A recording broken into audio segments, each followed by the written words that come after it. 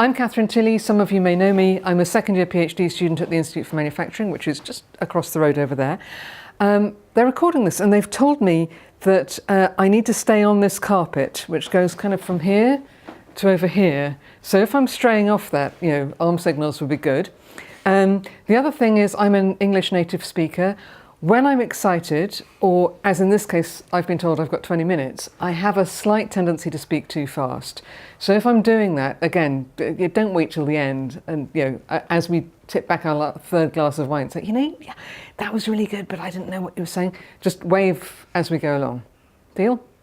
Okay, cool. So I'm going to talk about making better choices, not necessarily for us as individuals, but talking about the way in which companies think about what they need to do differently to become socially and environmentally sustainable.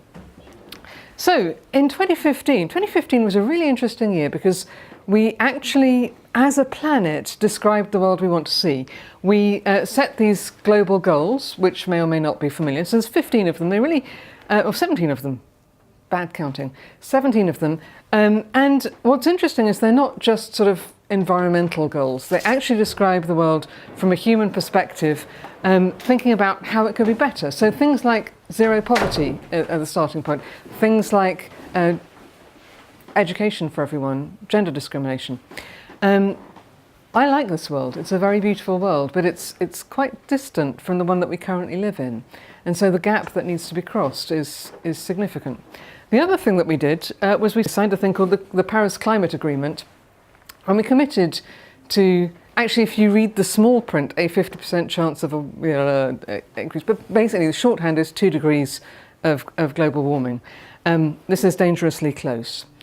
So that's the world we want. The world we live in isn't like that. And there was a piece published last year in Science, looking at what would have to happen in terms of carbon emission reduction in order to get to a reasonable chance of 2-degree warming by 2050. So it's more or less halving our emissions every decade. Now, this may say more about me than it does about you, but I looked at that and I thought, that is a really harsh diet. That's like really saying we're going to have to do an awful lot less with an awful lot less. And the thing that goes wrong with diets is, I'm looking at you like none of you know this, but try to take it from me, I know this. The thing that goes wrong with diets is you constantly have to be choosing. You constantly have to choose not to eat that second helping of cake. You constantly need to choose to have the low-calorie version of whatever it is. And people find that difficult to keep doing. It's about building a habit and a way of doing things. Now, in order to make these changes, there are 3 groups of all of us that need to change. First of all, as consumers, we need to review the choices we make, eat less meat, throw things in the right dustbin, not throw things in dustbins at all, switch the lights off, that sort of stuff. As policymakers, the nature of regulation is incredibly important in driving this. But also businesses are massive emitters, and they're the people that shape the world that we live in. If consumption is a problem, we're buying stuff that businesses are making.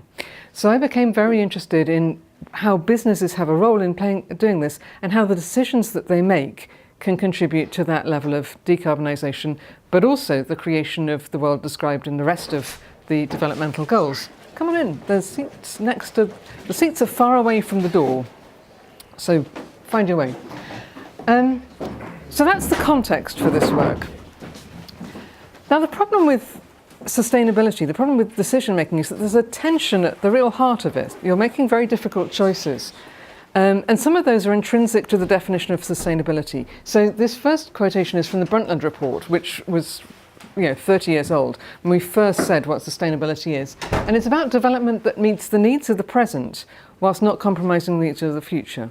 So you're immediately trying to make this trade-off between the long term and the short term. What do we know about people? We are bad at thinking about the long term. We're really good at thinking about the short term. Again, this is why diet choices get made badly. Second definition of sustainability is for business. It involves making decisions that are socially, environmentally, and economically responsible and sustainable. Again, you're asking people to do 3 things at once. Now, I find it difficult to do 2 things at once. And by the way, I'm female and we're supposed to be able to do this. So the idea of a business running 3 things at once is intrinsically difficult. So there's stuff that makes this hard. And then we make it harder for ourselves by getting in a bit of a knot about what the responsibility of business might be. You know, is our responsibility primarily to shareholders or is it to the planet more broadly? We look at ethical problems. If you think about the world in a utilitarian way, you sometimes get different outcomes in these decisions from if you think about it in other framings, so a deontological point of view. And then people have personal values. You may feel very strongly about the society you live in or the environment, and you may find that you're working in an organisation that has a different point of view and you feel conflicted about this. So there's this this knot of tension that surrounds the whole issue before you even get started. Do we think this is going to help decision making? No. It's necessarily going to be complicated. So I'm not the first academic ever to have looked at this, hardly surprising, but most of the solutions that have been proposed so far concentrate on one or another bit of the issue. So we've got a lot of people that think about cognition, and if we could change the way we think, if we could change the way we'd understand problems, we would make better decisions. Sounds perfectly sensible. Then you've got a bunch of people that think about it in terms of information. If we had the facts, if we knew what the emissions were, if we knew the consequences of our actions, we'd make better decisions. Again, sounds plausible, but it's different from what we're saying about cognition. Then we've got people that say, we just have to give people the right tools. If everybody could do life cycle analysis, we'd make much better decisions. If you can sort out your multi-criteria decision analysis, it'll all be super, great, fantastic. That's about 70% of the literature is about analytical tools. Again, they have a role, but they seem to be different from either the information or the cognition issues. And finally, we get people thinking about organisation and what are the organisational factors that drive it. So do people do the right thing because they have common values, or do they have a boss that tells them to act in a particular way? What is it that really shapes decision making? So I thought, okay, they're probably all a bit right, but they can't all be all right. What's really going on here? So I went out and asked executives how they experienced the problem. Do they see this largely as a matter of not having the right data, or just thinking about things in the wrong way? So I used a thing called critical incident technique, which is great. You go out with a recorder and you say, tell me about a time when your life was made, or your decisions were made more complicated because you had to think about sustainability. And they chat to you and you write it all down. In fact, you record it. Then you go away and write it all down and you analyse it. So the sample in this case is 17 senior managers from a wide range of industries, because I wanted to get a big picture of what was going on. And they were typically talking about multiple decisions. So although I only did 17 interviews in this phase of the study, I've got a database of about 45 decisions coming out of those. So this is going to be based on analysing at the decision level. And they described a whole bunch of different decisions. So some of them talked at a high level about strategy. So how do we develop our portfolio of businesses? What is our strategy? What are we trying to do here? We talked about policy, setting targets, setting standards, how you run your business. Some of that then touched directly on things like environmental and social issues. What's our policy towards the community? We talked about capital investment. Some of these companies spend a lot of money on big bits of kit, factories, buildings. I've got a lot of talk about buildings, actually. Those have huge impacts on the environment in terms of the resources that are used and so on. The choices they make there are important. I talked about engineering and design. What technology choice do we make? How do we design sustainable products? And we talked about operations. So things like, do we go to a green electricity supplier? How do we run the operation sustainably? When do we switch the stuff off? So a big range of decisions. But they were all things that people had described as being in some way difficult, which shows the range of stuff that is going on that's problematic and that would have to change if we're going to make that multi-decadal pathway. So they had different things that made them difficult. It's any Tolstoy readers here, every unhappy family is unhappy in its own way. All these problems were difficult in their own way. And there were sort of 6 factors that we identified that were problematic. And this is just a count of how many of the decisions had that characteristic versus how many didn't. And it looks kind of like the football scores if you ever look at that on the BBC internet. That's where I got the idea. So the first one is intertemporal tension. Are we trading off the long term versus the short term? Is that a material issue that we need to worry about in this? The second one is, how central is this to the business? Is it, are we talking about recycling the paper in the bank, or are we talking about what the bank needs to do with its loan book? Those are really different issues in terms of being a bank. Again, they were mostly pretty central to the business, these decisions. How irrevocable is it? Once we've poured the concrete in the ground, it's kind of awkward to get it out again. Some decisions are easy to reverse, some are really difficult to reverse, and that became an important issue for some companies. How clear is the problem? Interestingly, a lot of decisions don't come labelled easily with what the problem actually is. It's, we need to buy some companies. Well, what sort of companies? What does that actually look like? Some of them had very uncertain outcomes. Nobody's tried this technology before. We don't know how it's going to work. The data's not there. And many of them had a high variety of stakeholders. So yes, the business wants this, but the local community wants that. We've got an NGO banging on the door telling us to stop doing that thing that we've been doing forever. And we've got some staff and so on and so forth. So all of these are compounding, are complicated factors when you're trying to make a decision. And then I got interested in, do these problems coexist? Are there particular patterns or pathologies that might be coming up in different sorts of organisations? And if so, are there particularly good ways of managing that? So problems do cluster, actually. We found 4 archetypes. First one, operational decisions, and we'll talk through these in a bit more detail. The clue is in the title. It's the things that happen a lot in the business, and some of it is light switches and dustbins, but some of it is much more sophisticated, choices about packaging, that sort of thing.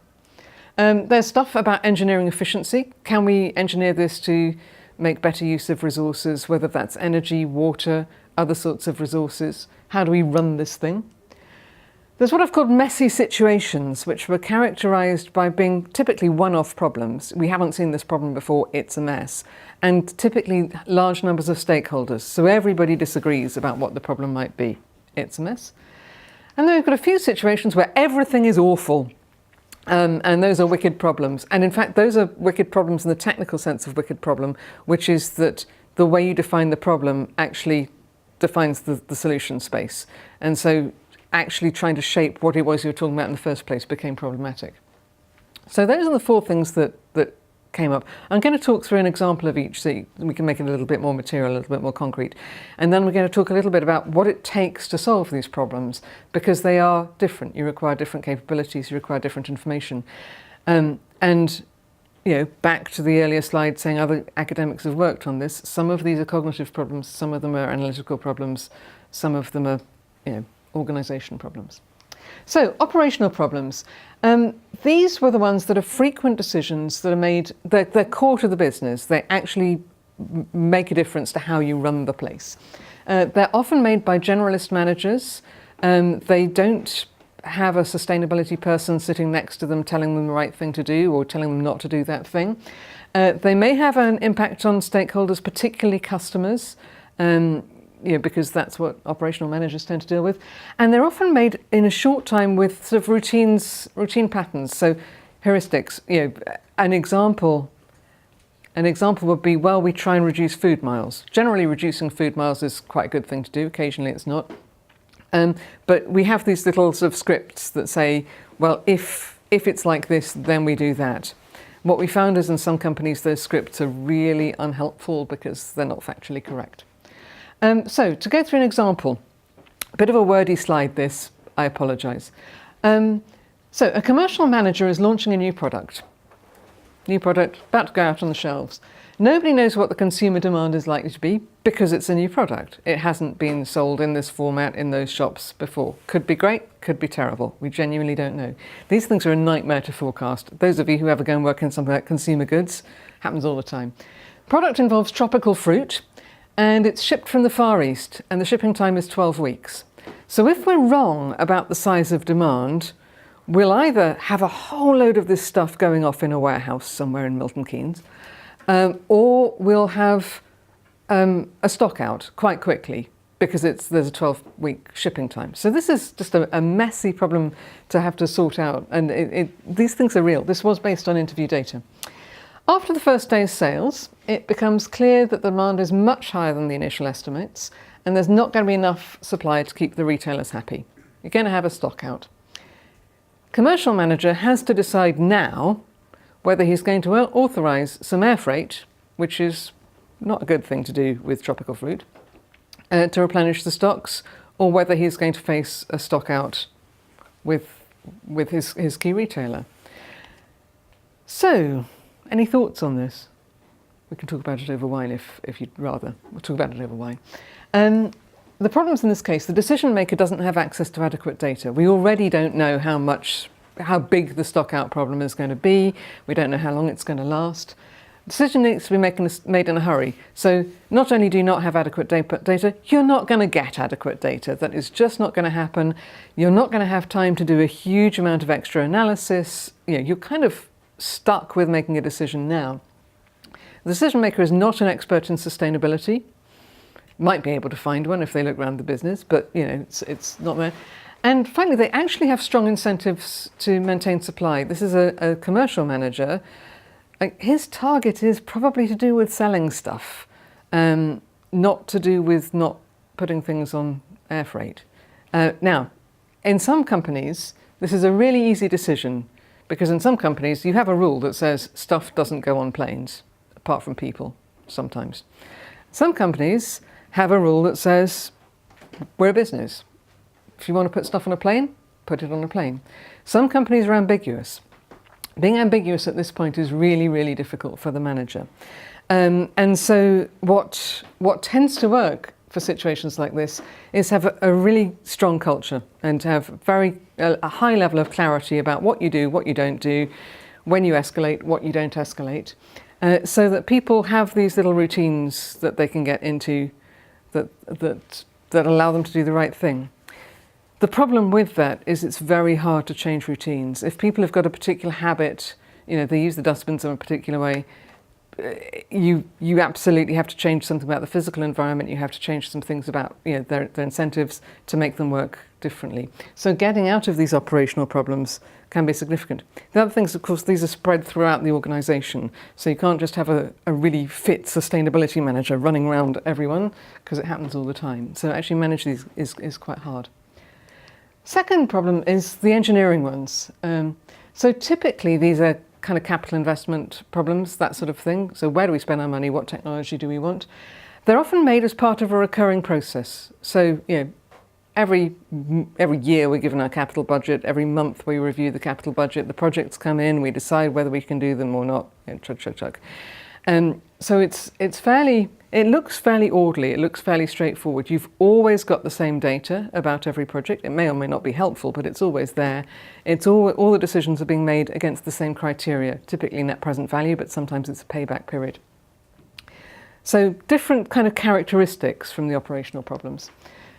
Real example, so a company has set very ambitious targets to reduce emissions and water consumption, and this was a process industry and they were using a lot of water. It's got factories all around the world, very variable levels of performance, and it acquired them over time. So you've got this network of things that have been running independently historically.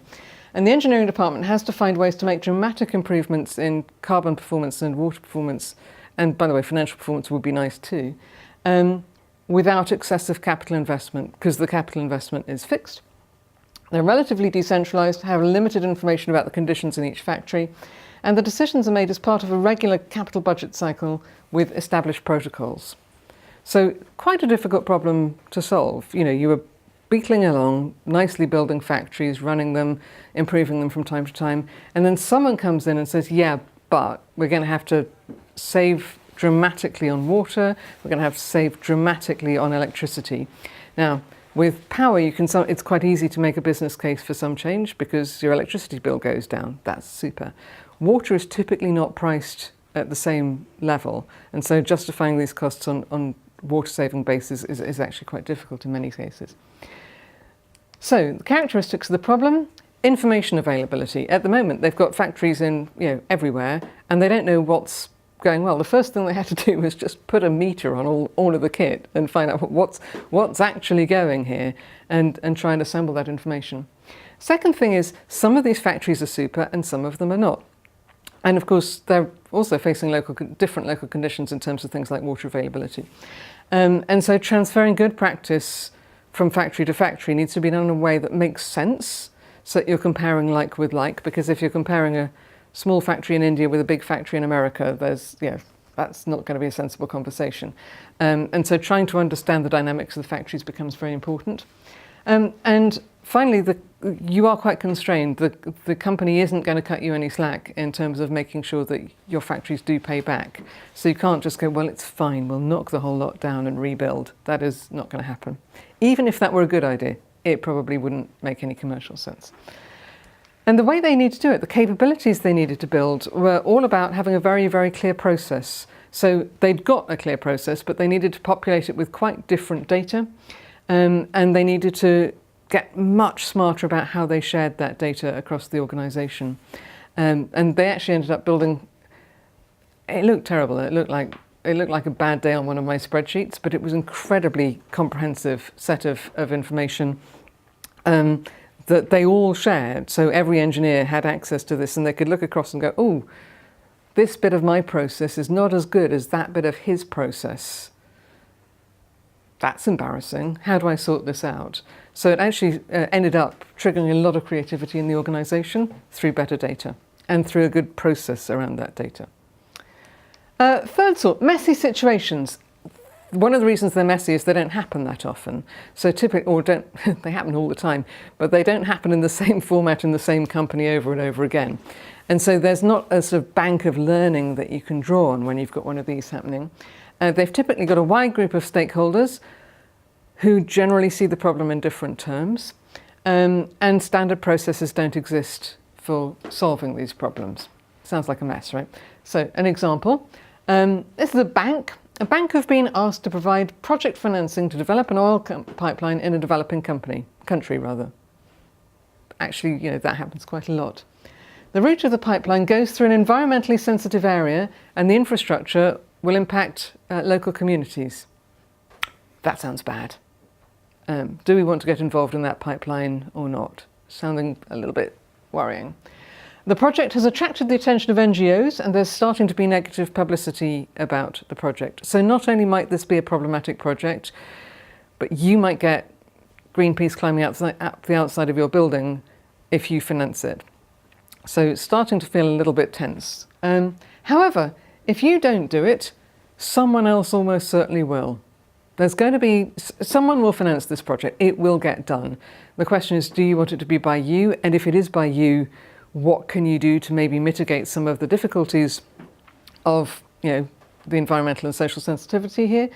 And what's that like? How can you even sort of draw some boundaries around this problem to understand what the right thing to do might be? Because you've got no precedent, even though project financing goes on all the time. Thoughts? Worried? Would you want this problem in your job? Anyone thought they were going to go into banking, now rethinking their future careers? Yeah. Problems in this case is the bank, the project owner, the local community and the NGOs all have different information, and they all have different perspectives on what the important issues actually are. So it's like, it's like us trying to have a meeting together when we're really not speaking the same language or defining the same problem. The problems and risks are unusual. You don't have a standard way of evaluating that. Actually, since this case happened, they have created a thing called the Equator Principles, which is designed specifically to address this sort of problem so that they can understand how to think about it. And the bank also has to consider the nature of its influence. What does it mean to be a responsible bank in a situation like that? Should you finance it, but then because you're financing it, be allowed to put some more constraints on the client that's building this organisation, or should you just walk far, far, far away? What's the ethical thing to do here? So the capabilities you need to do that are really different from what we were talking about either in the engineering problem or in the operations problem. You actually need to be very good at convening people and actually understanding what the issues really are, getting the stakeholders to define the problem. And you need a strong ethical framework, which is why they've put the Equator Principles in since this was developed. It gives people at least a structure for unpicking the problem and seeing whether this is the right thing to do or not. Banks are actually very, very, very good at understanding the nature of risk. That's their job. And once they figured out how to frame this as a risk problem, it actually becomes an awful lot easier. But initially it doesn't look like a risk problem, it looks like an eco problem, which has different characteristics. Final one, awful problems. Everything's wrong. These things really do exist. Not just in my life, but actually as a sort of business problem. The problem characteristics in these cases, you've got multiple stakeholders, varying conflicting needs that vary over time. So the situation is actually going to continue to unfold. So you can do the right thing now, and it will be the wrong thing 5 years down the line. They're generally core problems for the business. It actually matters in terms of what you're going to do. And there are high levels of uncertainty and indeed ambiguity, and not enough information to resolve these, because it's talking about the future. What do we know about the future? Pretty much nothing. I mean, like, you can write a straight line and say we can extrapolate indefinitely, but anyone who tells you that they can foresee the future is basically lying to you. So there are some very big problems about this. So, real example, an energy generation company, so they're making electricity basically, with a strong renewables portfolio, is doing quite well. They're considering building their business further with acquisitions. So these are good guys who want to be bigger good guys. All the businesses they review include some of the fossil fuels in the portfolio. What they'd like to buy would be renewables in Western European democracies. What's for sale is coal in Russia or some other difficult combination. They do need some fossil fuels in the mix to ensure security of supply for when the wind doesn't blow and the sun doesn't shine. And as part of the decision to acquire or not, they need to consider how they will get out of fossil fuels over time. So if they buy a portfolio because it's attractive and it's got some nice hydro in Northern Europe and it's got some wind power in Scotland, but it's also got coal mining in Poland, they need to think about the impact of exiting coal. They know they have to do it, but at the same time, there are communities of people whose livelihoods are entirely determined by that industry, and the way in which they work with the local community to start to shape future employment and so on needs to be done well. I'm older than most of the people in this room, but I remember Britain's exit from coal in the 1980s. It was extremely ugly, and has intergenerational consequences. And so this company is thinking, well, if we do acquire coal, we need to think about how to not go down that particular path. What would that look like? As I say, this one's a wicked one, because you're also trying to, you've got to put some things in the portfolio. You've got shareholders that want returns now. You want to be a responsible generator. You want to ensure security of supply to your customers. There is a lot that could go wrong with this. So the problems in this case, very many stakeholders. You've got the customers, you've got to keep giving them electricity. You've got regulators, it's a regulated business. It's a multi-country business, so there's some local regulation that is awkward to work with. You've got local government in the regions that are impacted, who are thinking about what's the long-term future of this economy. You've got some shareholders, and you've got your own executives, and everybody's got a different need. It's not that they've just got a different point of view, it's that even if you understand all of their point of views, the needs are at some level not very compatible. There are high levels of uncertainty about the future demand for electricity and the best way to meet this. And there's ambiguity about the roles and responsibilities of the company to its various stakeholders. What does it mean to be responsible in a case like this?